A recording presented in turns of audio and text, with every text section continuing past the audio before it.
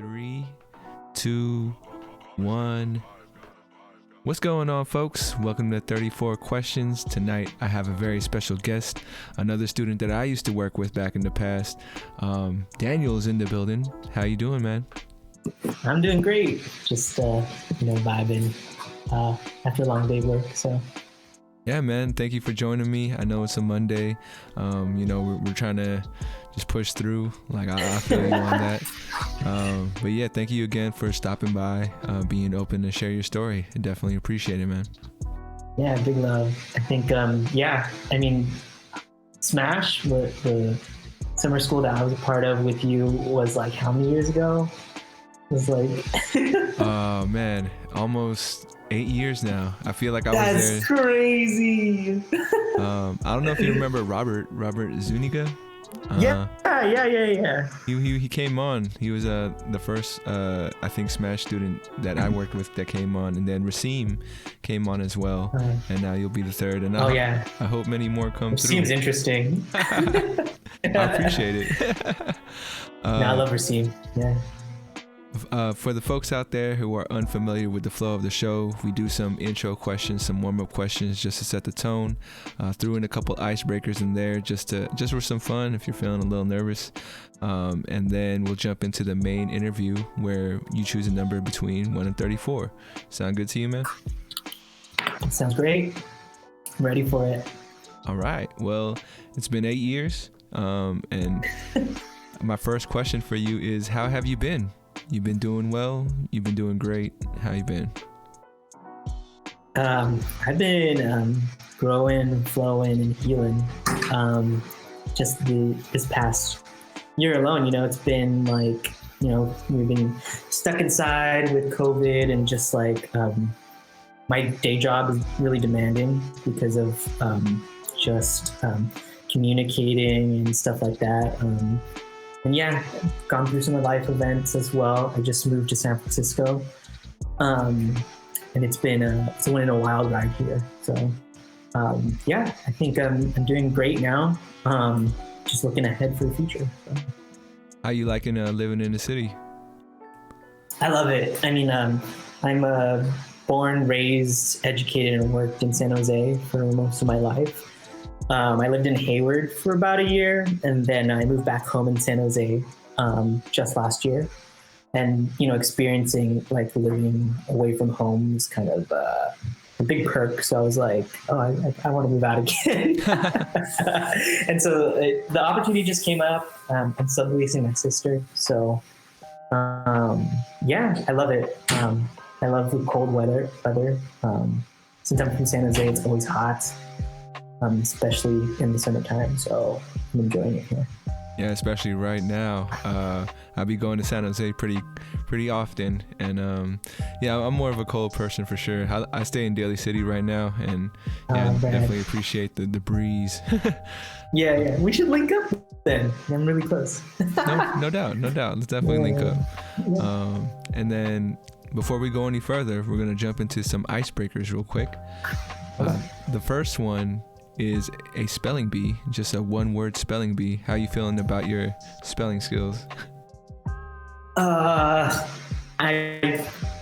bad at names, first of all, so that kind of tells like how good my spelling is too. I'm not that great. I do a lot of typos on the text, so I don't even have the autocorrect on because I'm just like, might as well just put the wrong word in instead of the wrong spelled word than the wrong word. No, autocorrect really like change that for all of us. But are you up for it? You feel free to pass. Yeah, I'm up for it. All right. No, I'm not gonna pass. This sounds cool. I haven't done this before. All right, man. Well, your word is going to be soliloquy. We read a lot of Shakespeare, in high school. So this one's right up your alley. So go for it. Oh man, this is so bad because my day job's in communication. So, I do a lot of writing and reading, on a daily basis, but I can't spell for shit. So soliloquy. Is it SOLILOQUY?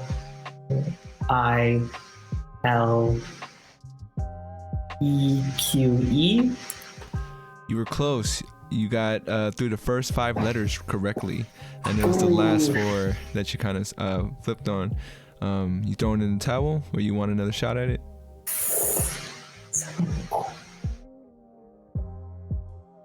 I got the last letters wrong. The last 4 letters wrong. The first 5 right, and then the last 4 wrong. It's not a quack sound at the end. Then I'm gonna throw in the towel for that. I'm like, thanks. I got you. Well, the correct spelling was SOLILOQUY. QUY. Oh. Okay.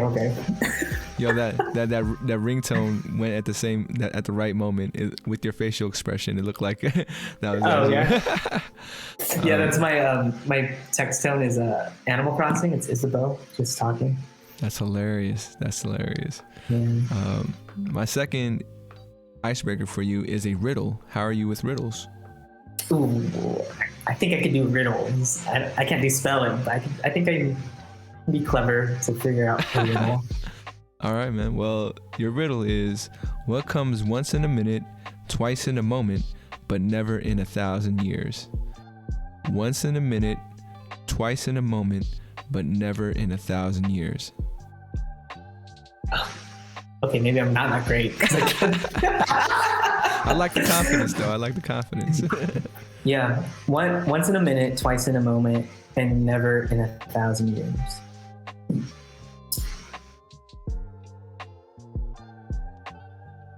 Is it like 2000? Overthinking it. Outside the box. It sounds like it's a deep question, but it's really like, one of those things that's right in your face, Comes once in a minute,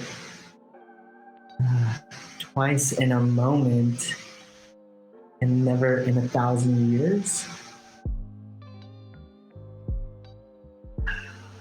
I mean, if you say it's simple, and it's like, if I say something and I don't know the reason behind it, then I'm just like, what's something simple? Now I'm thinking about the simple thing,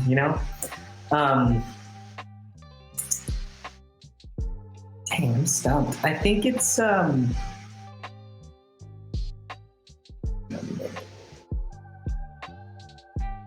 don't know why. I'm stumped. I don't know. I was gonna say microwave because I think of like.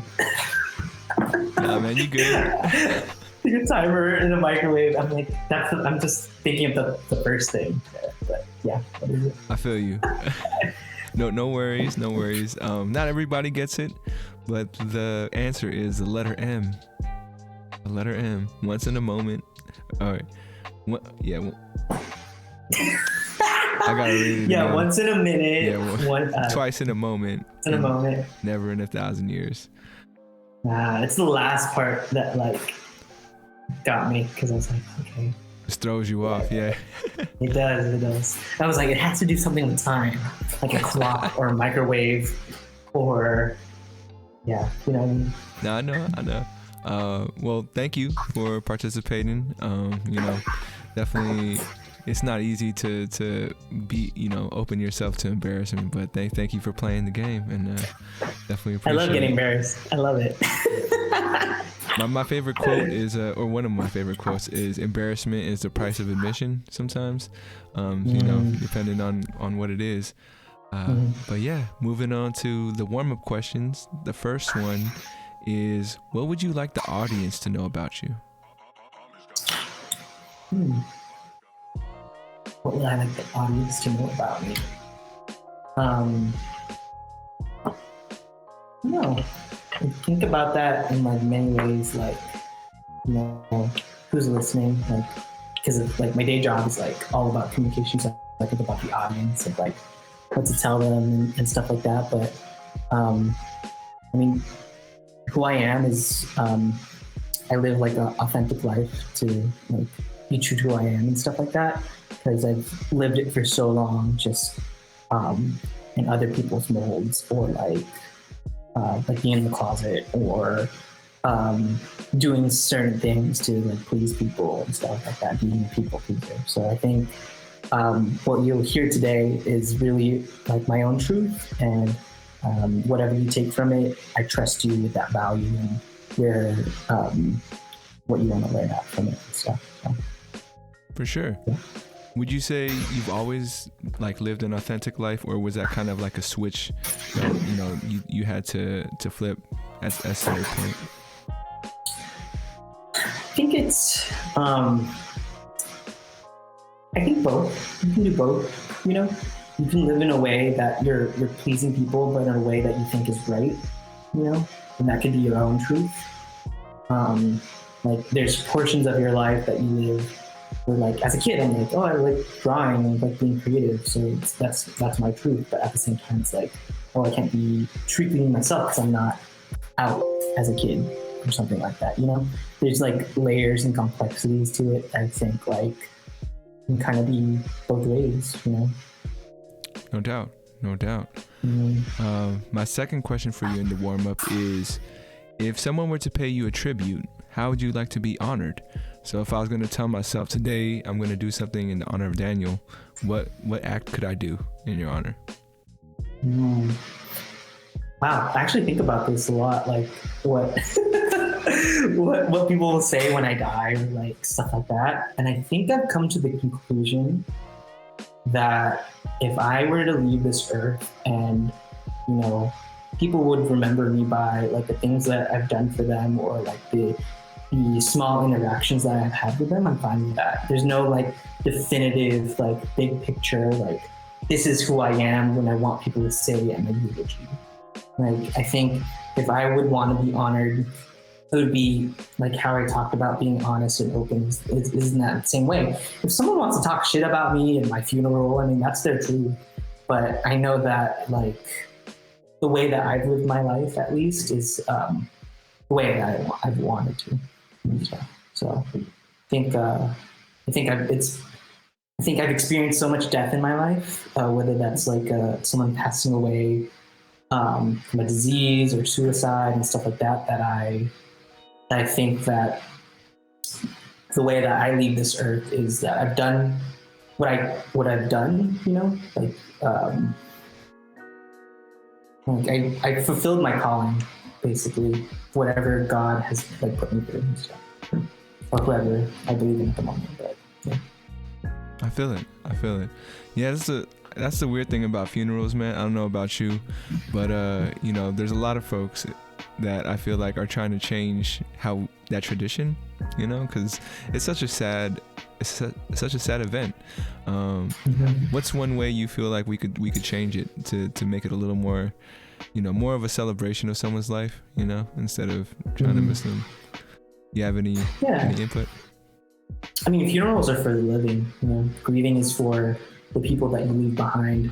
And I mean, like, as much as I want them to celebrate, I want them to go through the process how they think it's going to be healing for them and stuff too. I can't say. I mean, like, maybe I'll leave a playlist or something. Be like, play this at my funeral. It's literally going to be called Daniel's Funeral Playlist or something. You know what I mean? And it's all going to be bops. It's going to be like Mariah Carey and like Boys to Men, like what's that song? That one song they sing? Which one? Well, the Mariah Carey Boys to Men one? Yeah. Oh, that's a sad one though, man. Yeah, exactly. That's why I'm like, okay, we gotta put them through the emotions. Let's see what kind of story I'm gonna make for this playlist, because I like making playlists. So we'll see. I'm trying to remember how it goes. It's like, it's one day, I think, or something. Yeah. It's One Sweet Day.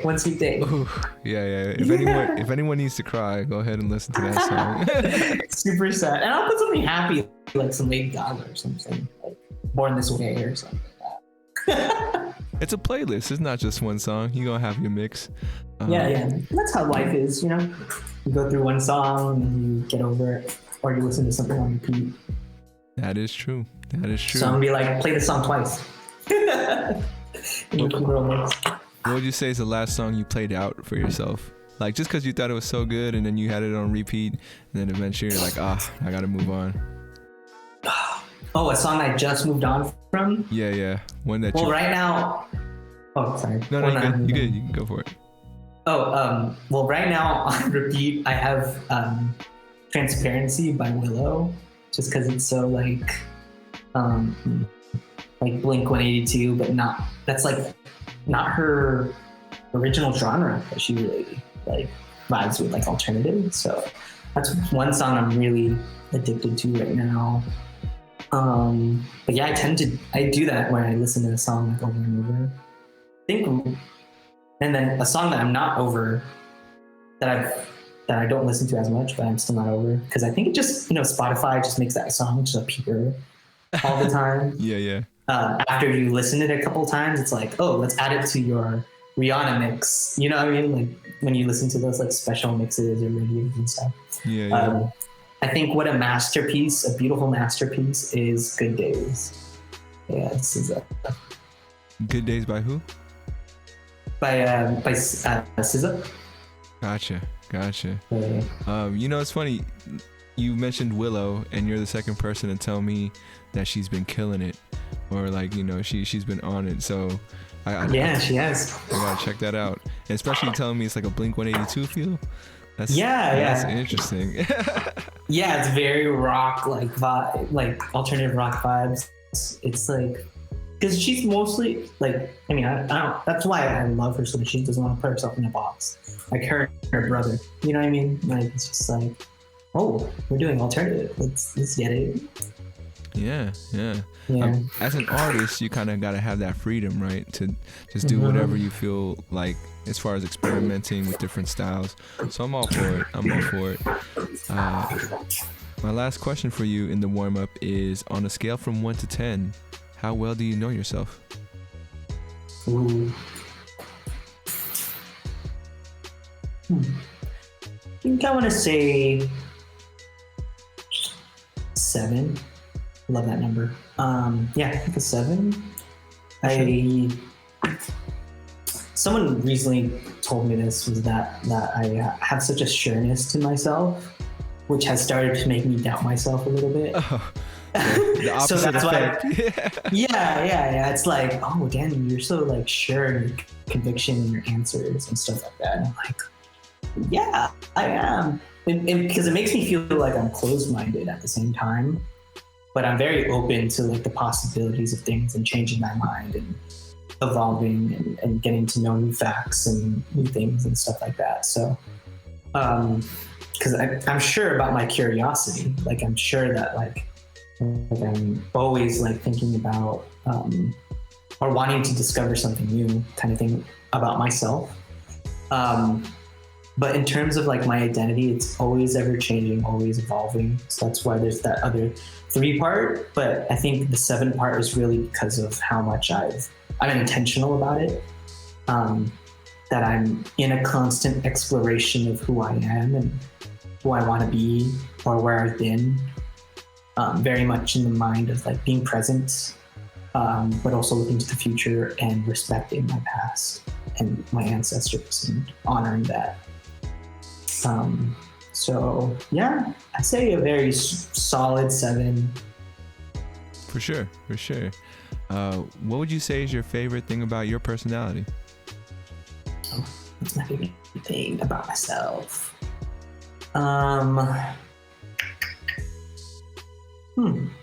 I kind of said it earlier, like my curiosity. Like I am always asking questions or looking something up, or I'm not really stuck on like one hobby or stuck on one thing to binge. Like a few months ago, I was really into watching videos about killer bees and like beekeepers and stuff like that. And then I think I got stuck on watching it because the beekeeper was all like, yeah, all killer bees are Scorpios. Like they're just like, they're always like mad, like, but also like very loving with themselves and stuff. So I was like, fascinating. And then I got into astrology after that. And then just like, there's always something new out there to learn and to like vibe with. So like, December I was making candles, and now I'm fixing up my skateboard, which I've been skating for a year. So it's like all different things. Yeah, you got a lot of interest, man. That's good. What are your thoughts on astrology? Like, how much weight do you put into it? Let me ask you that. Yeah. I think when you dig into your spirituality, how much energy you put into it is what you're going to get out of it.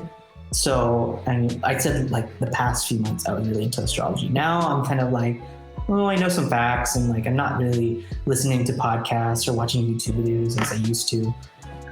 Maybe I'll see like a tweet about some like where the planets are and stuff like that, and I'll look into it. But for me, astrology helped me a lot with my healing process after after my Lola passed away, and then after I experienced a breakup around November.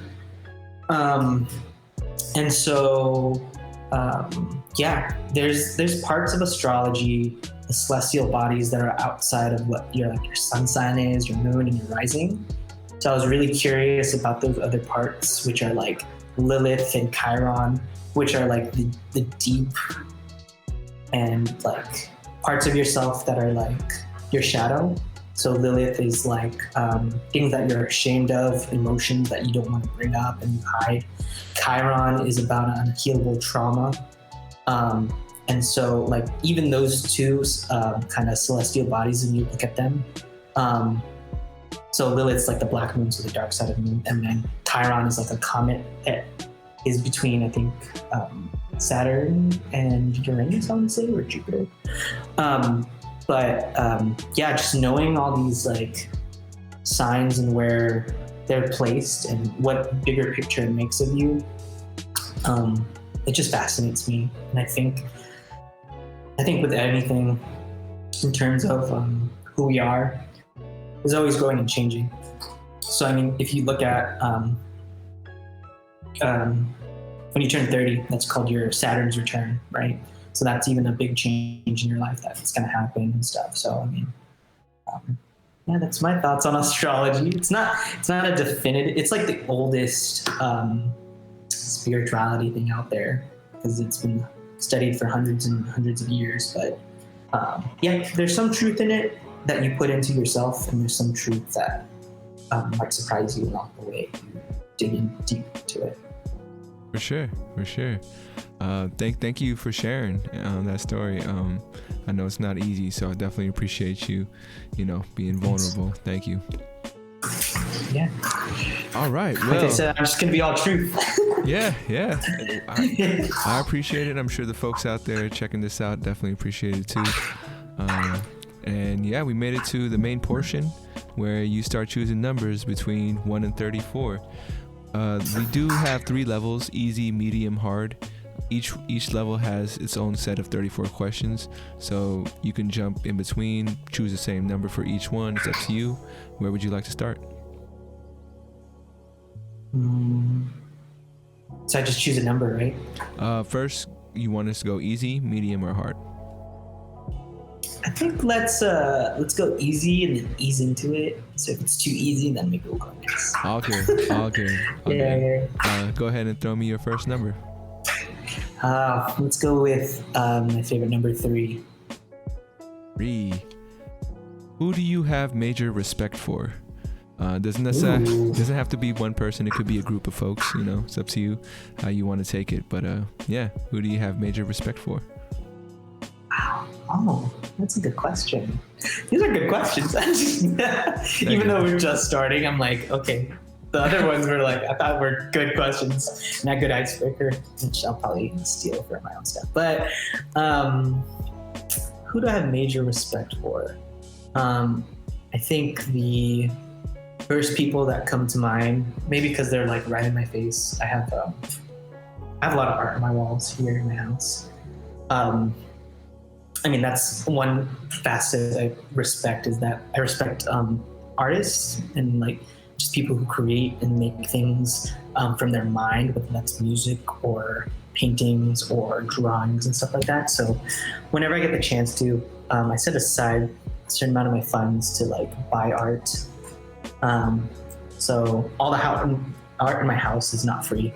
I've always paid for it, and I always feel like they deserve to be paid because, they take their time and their thought and their heart into like creating something. So I think that's something that I have a deep, profound respect for, is just the different artists out there that kind of just keep making things and not expecting anything in return. But specifically, so the art that I'm seeing is the Manos from Delano. So like Larry Leong and Philip Veracruz. There's also Don Ball here, who's a professor that recently passed away, and wrote about her hometown, Little Manila in Stockton. But majorly, and she helped write a lot about these Mono stories. The leaders of the movement were like Larry Leong, Philip Veracruz, Benjamin Gaines, Pete Velasco.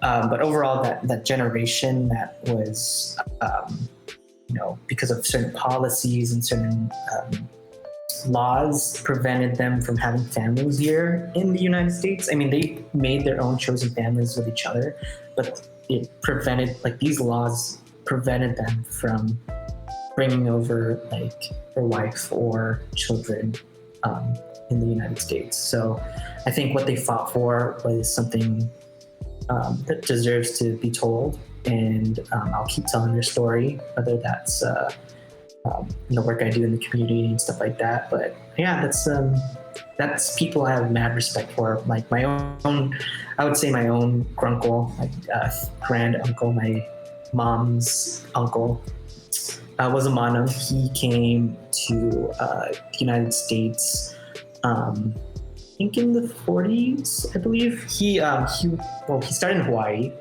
He worked in the sugarcane plantation. And then he made his way to the mainland, where he drove like 18-wheeler trucks, and he had like a cinder block on his foot because he was too short for the pedal. And then he got stopped by the FBI and was drafted into the military. And he met his wife at a dance hall during a time when interracial marriages were looked down upon because of certain laws. Some generation, I can't even pronounce it, but yeah, certain laws that prevented interracial marriage. And then he, fought in the Vietnam War. He was a drill sergeant. He was stationed in like Korea and all over the world, like Paris and stuff like that, I think. And he was part of that generation. So think about that a lot in terms of people I respect, because they're literally right in my face. Yeah. I mean, shout out to your grunkle for sure, man. For sure. And all the Manongs and Manongs out there. I was gonna say, would you consider yourself an artist, or that's not your thing? Man, like my day job sucks all my creativity up, but I love my job. I'm not to bash it and stuff, but I don't create as much art as I used to, like sketching and stuff like that. So, I mean, other people can call me an artist, but I don't know. I don't really self-proclaim myself to be an artist. Like, I do a lot of graphic design, definitely. I make things there, but I usually use my skills mostly for either work or the community. So sometimes myself, if I'm feeling spicy with Instagram or something. Yeah. You mentioned your day job a couple times. You don't have to say what you do, but I want to ask, do you feel like you're living the dream? And if not, what's the dream look like for you? I've been thinking about this a lot, because for a month now I've reached the zenith of my career path. It's a interim role, so it's only temporary technically. But so I work for local government in communications, and the highest. So like the career path is pretty straightforward. It goes like public info rep 1, 2, senior, then manager. And so I am a manager now, and I've been in this role for a month, and it's fun. It keeps me on my feet, but now I'm in this kind of quasi space of like, where do I go from here? And like I've gotten the taste of the top per se, but what else is out there for me? So that's kind of describing my job. I do everything in communications, like outreach plans, speaking to media, web stuff, graphic design, I even assist with like translations. So I mean, I go through a vendor and stuff like that. But I mean, learning a lot about other cultures and other ethnicities and races and stuff like that. So yeah, maybe, I don't know if I answered your question. No, that's fine. That is fine. So I guess to add on that, I would ask, so is that the vision for yourself, is to reach that or to stay there, or is that something, it sounds like it's something you're still kind of like reflecting upon and trying to figure out? Yeah, it's still really fresh, and like I was projecting that I would be in this role in 10 years. Like I was hoping that the growth would be gradual, but it became immediate because of the need. My coworker put it really well and said that I was falling upwards, and I was like, yeah, I'm definitely falling. Like it just feels like one thing happens after another, especially like during this time of like the pandemic. Like I'm so blessed to have the job that I have and the security that I have. And I am ambitious and I am hard work, but at the same time, it's like, I don't see a lot of people in my kind of role. And when I say about that, I don't see young people. I don't see people as brown as me. I don't see queer people. So it's definitely a new space I'm navigating in, and I'm just trying to make it my own every step of the way. So for sure. Remember, don't put too much pressure on yourself. You on this path, and you'll figure it out. Like you've made it this far, right? And it's been so early that you got a lot more places to go. For sure. Go ahead and throw me another number. Man, that was an easy question. That was an easy question, man. Oh man. Okay, let's go with 15. 15, still easy. Let's go. I don't know. I kind of want to taste medium now. I'm gonna see how spicy that is. All right, here we go. How much of yourself is due to nature versus nurture? Ooh, nature versus nurture. I would say it's more nurture. Okay. Than nature. I grew up on the east side of San Jose, about middle class, little lower. And so I went to middle school with an underserved community, and then I what's it called? I got raffled into high school. So I went through a magnet program. So it was literally like a lottery system to get into the high school that I went to. Because the high school I was supposed to go to was definitely underserved as well. And a lot of people, there's like gang violence and stuff like that associated with the east side. So, but a lot of things that I was involved in was like Filipino Youth Coalition, which was to prevent like being part of a gang or like experiencing that violence.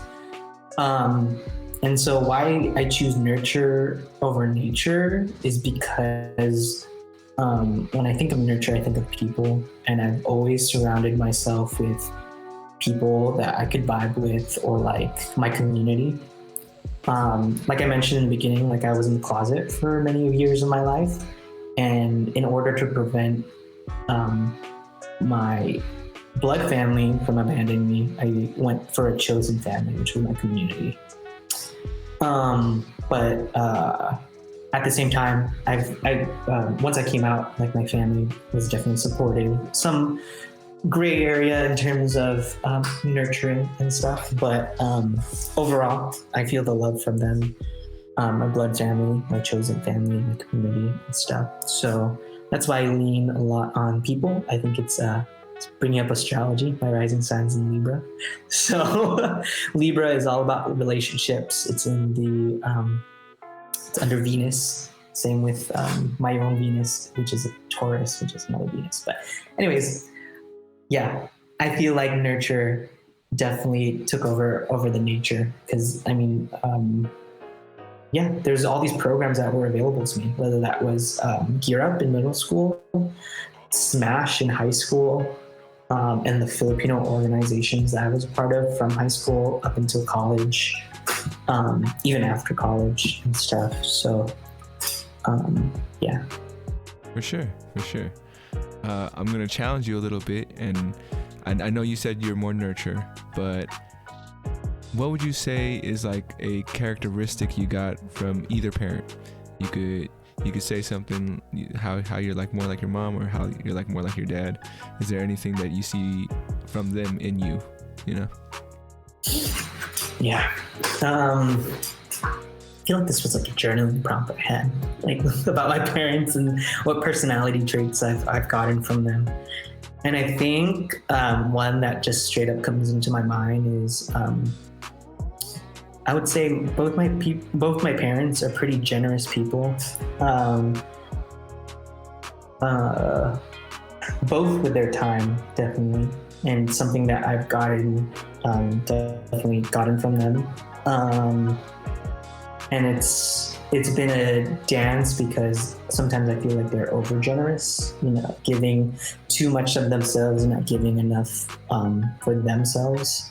Not to say they don't have some form of self-love and stuff like that, but I think there was a lot of pressure for me to always give my time, my money, my skills out to other people and never really use it for myself. That's why it sounds, I talk a lot about community and stuff like that, because I do give a lot to community.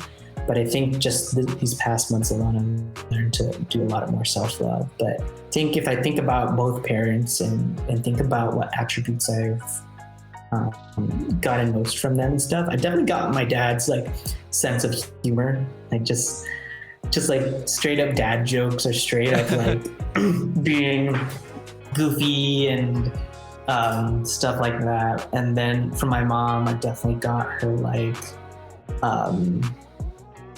just happy-go-lucky, like laugh at things, and like that's why they make such a great balance at the same time. It's like my dad will say something stupid and then my mom will laugh or get mad. Yeah. For sure. I noticed you had some tattoos on your arm right there. What would you say is your next one, if there is a next one? Oh, yikes! I have about 24 tattoos. 25. All right, you beat me. My next one, I hope. I live with my best friend. It's just me and her and stuff. And I hope our next one is going to be a lot of my tattoos are either traditional art. So on this arm is like all like aspects of flowers and stuff like that. This is actually her hands, my best friend's hands, has a part of her like tribal tattoo that she has on her wrist. That's sick. That's sick. A Sampaguita flower. So these are all like flowers, and I filled it up. I have like a big piece here too. And then like I have a lot of like pop culture stuff. So this is all anime. This is like my favorite song album from Neo called Saturn. And then on my torso is like a lot of Pokemon. So I have like Word. I have a Blastoise on my chest. Yo, that's crazy.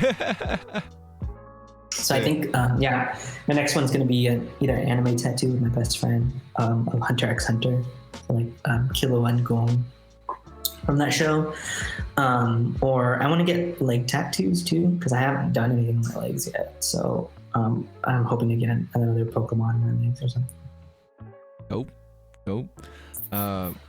So I'm not a huge anime person. I'll say that, but I just started watching Studio Ghibli films. I don't know if I'm okay. Am I pronouncing it right? Yeah. Studio Ghibli. Yeah. So my first one I saw was Spirited Away.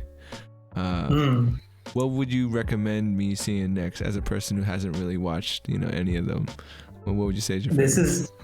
Let me see if we get an angle. This is a Spirited Away tattoo. Oh shit. Yeah, it's the river spirit that not spoiler alert, like that Yushiro cleans up and stuff. Yeah. Sludge monster. I remember it. It's fresh in my mind. Yeah, exactly. And so the other ones on here are like, there's Howl's Moving Castle. This is actually a video game, Ni no Kuni, which was co-created with Studio Ghibli. It's on the Switch. But my favorite movie of all time is this one right here, Princess Mononoke. What can I say about it without giving away anything? I really like it because it's very much thought-provoking and just a good score, great art, really easy to follow story. Not that it's easy, but it's like it makes you think about just life and death a lot. Sick. All right, that'll be my second one, because sometimes it's hard, right, when you have all these choices and you're not sure where to go. So yeah, Princess Mononoke. Mononoke. Yeah. All right. Yeah. Thank you. Very like Legend of Zelda. If you play any Legend of Zelda feels. I got you. Well, thank you for your suggestion. Now I know which direction to start. All right. Before we go any further, I have a curveball for you. I don't know if you saw all the questions, but this is a question I choose for you. And this question is, it's a fill in the blank, and yours is, I'm too old to blank. I'm too old to blank? How would you fill in that blank? Oh man, it's funny because I don't think I'm that old, but like I feel like people my age also say like, oh, I'm too old to blah blah blah nowadays. Like, oh, it's getting late, like I should be home, go to sleep, stepping out in the club or something. But I'm too old to, I don't know. This is hard. That is a curveball. It's like because I'm a balance between like being an old soul and like a young spirit kind of thing. So I think I'm too old sometimes for TikTok. I got you. I mean, like I'm like in the quasi space of being Gen Z still, because I'm like 96, I think. That's like in between Gen Z and millennial. But yeah, I'm like, I want to make videos, but I don't feel like I'm good at it. And like, I'm like, oh, I want to do this again. Like, I have like such a perfectionist spirit. Like, oh, I don't know if I like that. I don't know if I'll post it. And then it's like Vine, where it's like, you're on there for hours and you're like, oh man, I just like consume so much information. And like, I want to be able on the level to create it, but I don't know. Yeah, maybe that's my answer. No, I got you. I mean, I've tried to consuming TikTok easy. Creating on TikTok, I don't know. It takes a long ass time sometimes to get those cuts. Yeah. Yeah, and what I hear is like you may get on other apps, so it's easier to like do. But then I'm like, there's a cheat code. Like, I had no idea. Yeah. You're not supposed to make in-app because they're like creating software is trash. Okay, I need to YouTube that or something to figure out the TikTok secret. Yeah, I've seen. What's up? Yeah, because what? No, go ahead. Oh, I was gonna say like, no, I've seen like podcast clips on like TikTok too, so that'd be rad to see. I threw one on there, and it was just a very basic 1 minute clip. I didn't do anything to it. But yeah. And it still got more plays than anything I put on Instagram, just because of that algorithm they got on TikTok where everyone is seeing it. I just gotta say, my sister is TikTok famous. She has like 75K followers, and what she does, she's a speech pathologist. So she just answers questions of her trade and like stitches videos with parents like talking to their kids and saying what's like why this is like good that parent is interacting with their kid in that way and stuff. And yeah, she has a huge following, and I'm like, big props to her. It's my older sister too, so I'm like, whoa, TikTok famous, that's so weird. So shout out to big sis. Yeah, at Making Learning Special. Shout her out.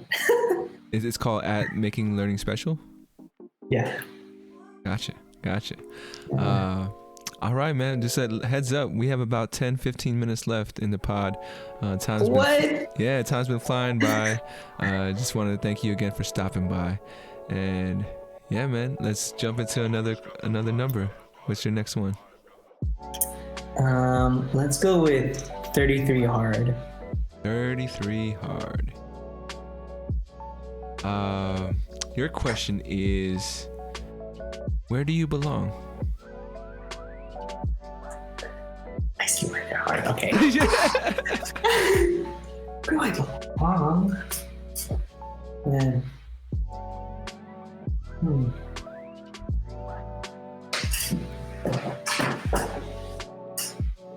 Man, I was hella talkative. Now you got me shut up because of this question. Take your time. Take your time. There's gonna be background music, so everyone's gonna be kind of thinking along with you, you know. Oh, right. Belonging. I mean, I've talked a lot about like community and being like with people, whether that's like on the streets, like protesting, or like in a Zoom call, like figuring out like what to do next in terms of action and stuff like that. Or like talked about family, being in the closet so that I can feel like I belong to the family, being straight. I talked about work, like belonging in like my dream job, basically where I am right now, because I do call it my dream job. But ultimately, when I think of like where do I belong, I think about like myself, not selfishly, but like I feel like I belong to myself. Like I belong to wholly who I am. I belong to like every part that I'm ashamed of and every part that I like still have to discover, and every part that I love. And one of my favorite quotes is from a book I read in high school. It's called Cyrano de Bergerac. And it goes, my soul be satisfied by fruits, by flowers, by weeds even, but gather them in a garden you may call your own. And I think about that garden, about all the things and all the parts that make up who I am, in its complexities and in its pieces and stuff. And, because there was a moment in time where I thought like my family would kick me out or like, shun me and stuff like that. So I was always prepared to like not belong somewhere. And even in my community, sometimes it gets heated in activism, or like some people gossip and say shit and stuff like that. So I feel like I had this subconscious of like being prepared to be ostracized for being who I am. So ultimately, even though it sounds like a very lonely path, it doesn't feel lonely because I have two hands. I can hold myself as I move along. And I can always look in the mirror and see myself. I think moving out here to San Francisco, I'm home alone most of the day. So I'm very much in my own thoughts. And before pre-pandemic, I was used to going out to bars, going out for dinner with friends, like one-on-ones or with a group, or to an event like First Fridays, or like just like going to things, But now that I've been in this space that I very much made my own, like I talked about like the art on the walls, or like just being in this space that I created and co-created with my housemate and stuff. I think I very much belong to myself, and my solitude, and my self-love and stuff like that. That's dope, man. That's dope. And that for me, life is a lot about balance. And it's very contradicting sometimes, but being your own person, being yourself. I don't think anybody else is gonna be like you. But even though that's true, I also feel like you don't have to feel as alone, because everybody's kind of like, there are other people who feel the same kind of vibe, same kind of wavelength. But thank you for sharing and opening up. And now I hope the listeners out there who do feel the same way don't feel as alone. So thank you. Absolutely. Yeah. All right, man. Well, we made it to the concluding portion of the interview. Got like a few ending closeout questions for you, but before we get there, there's this thing that I'm doing now with my guests called the 34th mantra. I want you to create a mantra on the show, and I have the words for you. I just, similar to the fill in the blank, you're just going to be filling it in for yourself. The phrase is I am, I can, I will. So I am blank, I can blank, I will blank. How would you fill that out for yourself? You said I am, I can, and I will. I will. am, Okay. I can, I will.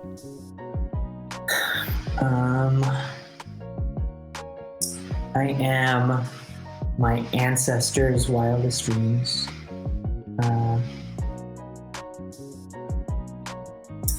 I can do things together and in solitude, and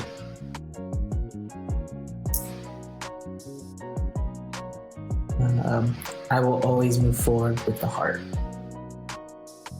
For sure. If you ever need a reminder, now you have this little sound clip of yourself telling you. Oh, that's cute. That first one, I am my ancestors' wildest dreams, man. That's I saw that on the shirt on that Ruby video.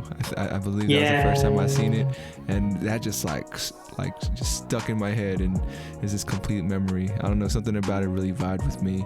A big reason why this podcast was created was for that purpose, sort of to kind of like reach out, and we'll get there. But going into the concluding portion of 34 questions, this next question is actually from my previous guest who came on. And shout out to No Name Rod, but his question for you is, if you weren't doing what you're doing right now, what would you rather be doing? Ooh. If I wasn't doing what I'm doing now, what would I rather be doing? I'd rather be doing a lot of things. Oh my goodness. I mean, I'm glad I'm doing working and all that jazz and stuff, but I want to go back to traveling, just the world, and like seeing different things, living different experiences. I think that's very much like the millennial vibe. Sometimes it's like wanderlust, but yeah, I want to explore the Philippines head to toe. My dad wants to do that, so if I can do that with him. I want to, also like travel around the United States and experience different things there too. And yeah, I mean, I was supposed to go to Japan in March. That was a big blow. The shelter in place first happened and stuff, so I still want to go. But slowly but surely, I'll start traveling again, and that's something I would really want to do again. Yeah. Dope. Yeah, I had a couple of trips canceled as well, and I'm trying to make them happen in 2021, which so far so good. Everything looks like we getting back on track, but we'll see.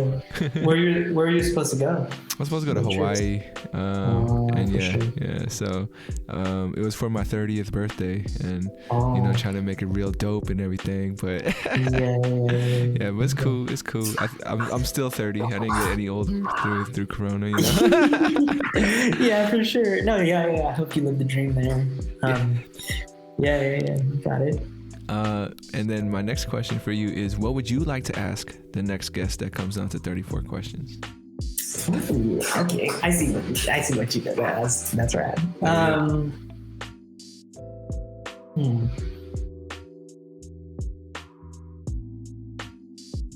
guess it kind of goes with one of the questions you asked in the beginning, but I think 3 generations out, what would be one sentence that you would like to be remembered by your descendants? One sentence, man. All right. Yeah. I gotcha. For sure. This ties in real good with my very last question for you, which is around the same realm, but instead of just 3 generations, I'm talking like 500 years down the road. 500 years down the road, our descendants are watching this video. What would you tell them? Man, make sure you mask up when they're told to, because you'll be stuck in it if someone's warning you about a pandemic. I mean, no, I'm just kidding. That's probably what We don't know. That could be very relevant by the time they see this. Oh, who knows? Super relevant. You said 500 years? Yeah, 500 years was just the number I came, like, realistically, for some reason. I feel realistically. That'd be like what, 2,521. Wow, what a number. Yeah, I mean, like, keep listening. Like, these stories that are being shared, these hearts that are being poured out, these minds that are being dissected, like, there's more to learn. And, don't stop here, keep being curious. Maybe I said something about astrology, like, dive into that. Or if I talked about community, look for that community, take action. There's a lot out for you there. And like you mentioned, like, you're not alone, you're not alone, and you're in with yourself. So, 500 years now. I hope they hear that. Yeah, me too. But yeah, man. Any last things you want to say or plug? You plugged in a couple of things already. Oh yeah. It's up to you. Go for it. I totally plug my sister's TikTok. Follow my sister's TikTok at Making Learning Special. She's a rad speech pathologist, so if you're in California, Nevada, that's where she practices for children. My socials are at Dino Man Daniel. So Dino like dinosaur, man like person, and Daniel my name. You'll find me on Instagram, Twitter, Facebook, and stuff like that. I'm mostly active on Instagram and Twitter.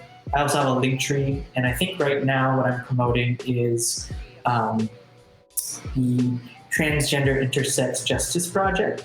It's a local